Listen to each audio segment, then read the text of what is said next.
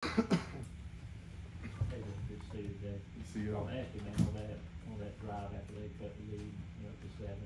Kind of, I guess, first of all, what was it like in the huddle with Carson up before y'all began that drive? In that third, you can vote it, and just kind of take me through all that drive, and just kind of the mindset, what it was like in the huddle, what it was like in the field. Yeah, I mean, it was just one of those moments. Like, I've said it before. Carson's very poised, very confident, and just kind of gives you a little reminder.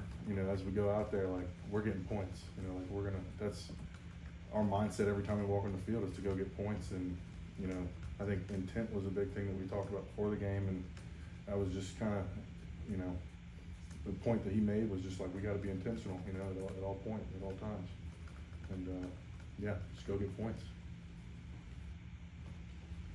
Dylan, how would you assess how the offensive line played in that game on Saturday?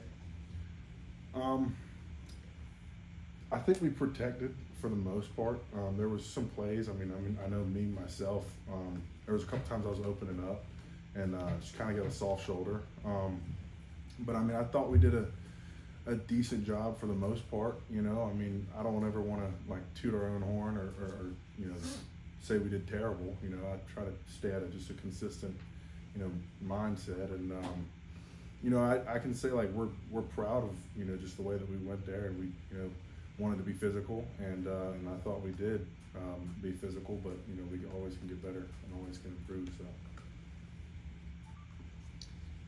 Bill, and I just wonder, obviously those of us with their incredible environment that you're having to come in, kind of as the enemy per se, how satisfying was just what y'all were able to do?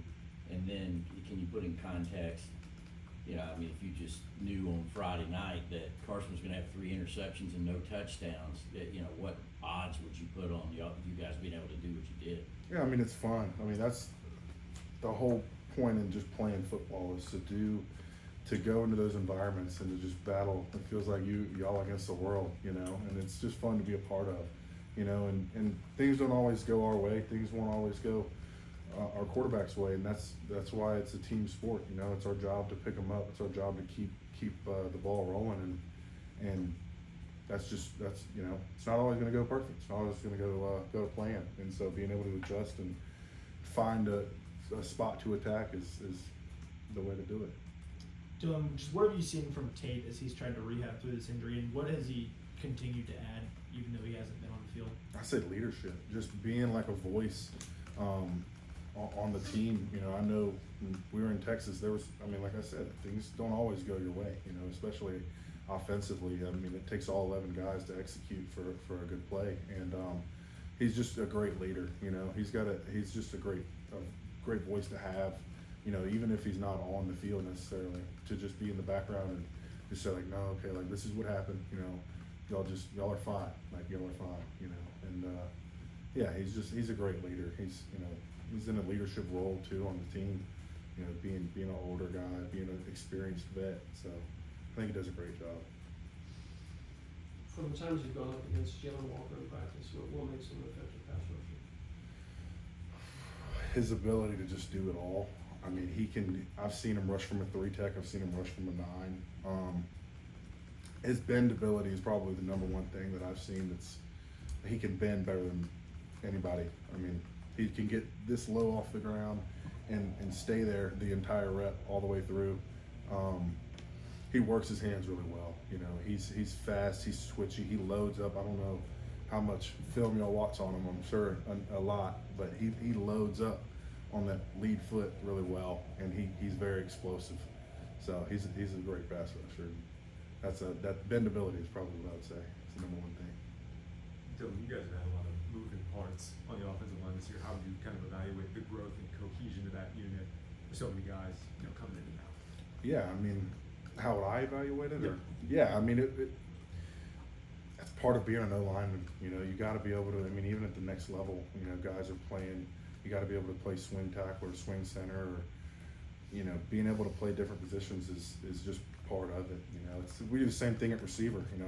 We've got our Z's are playing X, our Y's are, we're all over the place sometimes in just terms of depth. So having guys that's able to play different positions is the key. Yeah, Jared, first game back at center after missing the last two. How would you assess how he played at Texas, especially in terms of communicating calls in a hostile environment like that? Yeah, I mean, I didn't feel like, you know, in terms of communication, like we didn't skip a beat. You know, I mean, I got every call. Ernest got every call from what I, you know, was aware of. Yeah, he did a great job of just communicating and being first time back out in a couple weeks. You know, I mean, there really wasn't any hiccups from the communication standpoint that I saw. Right.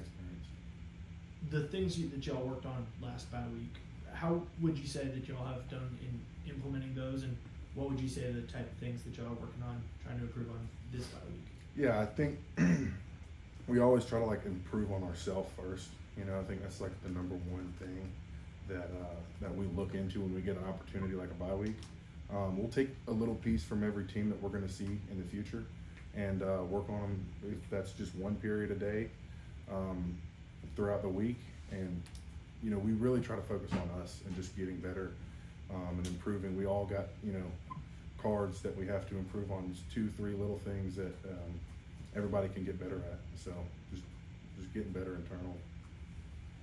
That running back room has taken some hits in recent weeks. What did you see from that group on Saturday and what they provided to the offense? Yeah, I mean, they played great. You know, I mean, I'm super proud of just being able to get it in the end zone, even though sometimes it might take 2 or 3 times, you know, and that's football. You know, it's not always gonna go perfect the first time, and being able to just stay resilient and keep running it is great. And I love to see it. Like, as an O-lineman, it's fun to do, it's fun to see, it's fun to watch.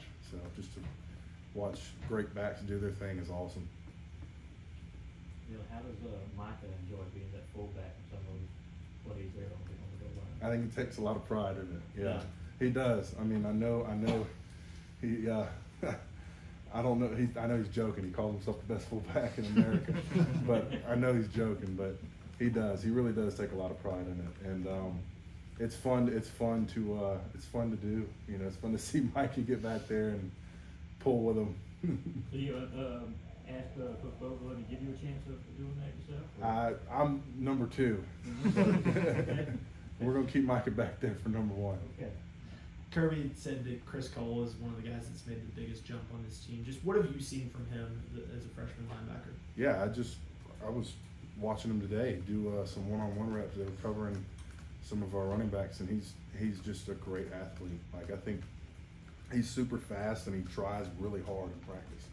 I mean, it's hard for me to watch a lot of the time, but from what I have seen from him, I mean, he works super hard. He's very disciplined. For being a young guy, he doesn't really seem like a young guy when he walks around the building and when he does things. He's more disciplined than the average freshman, is what I would say, you know, and he does attack everything, you know. Saw Damon Wilson make some plays on Saturday. Just what have you seen from him throughout this year and the progress he's made in his second year here? Yeah, I mean, he is a great athlete and a super good pass rusher, and I'm glad that he's, you know, finally getting some of his shine, you know, and he deserves it. And it's great to see. I mean, I know last year, even, I think this is his second year. Last year, even as a freshman, I mean, he's speed to power and people, and I mean, it's working, you know. So that's as a freshman, and so I'm just excited for his future. You know, it's only going to go up for him, and I'm super excited for him. It's just great to see him be very productive. Dylan, another pass rush question. How big was it to have Michael Williams get his first 2 sacks of the season on Saturday, and how much has he changed his defense when he's fully healthy? Yeah, it was awesome. I was just talking to him about it. It was great to see kind of like all the pieces kind of start to be put together, you know, in the puzzle. And, you know, when you've got guys like Damon, Jalen Walker, Michael, Ty, like great pass rushers, you know, one, it provides depth, and 2, you've got packages that are, you know, they're hard to stop. You know, I mean, I know for me, like as a lineman, having to go from Damon to Michael to Jalen Walker, like it can be frustrating, you know. And so it's great to see. Like it's more fun than anything, because you get to watch it in practice, and then you see it in the game, and it's finally coming to fruition, and you're like, dang, that's awesome. You know, so. Time for one more question for Dylan. Yeah, post game after a win like that on the road, what is that locker room like in terms of an environment, in terms of enjoyment, in terms of the celebration? There's nothing like it, you know. It is just fun. That's the only way to put it. It is just fun. Like, there's just nothing like it. You know, you don't enjoy it for too long. You give it like a 24-hour rule, you know, and then you move on. But yeah, it's just fun. Dylan, thank you. Thanks, Thank y'all.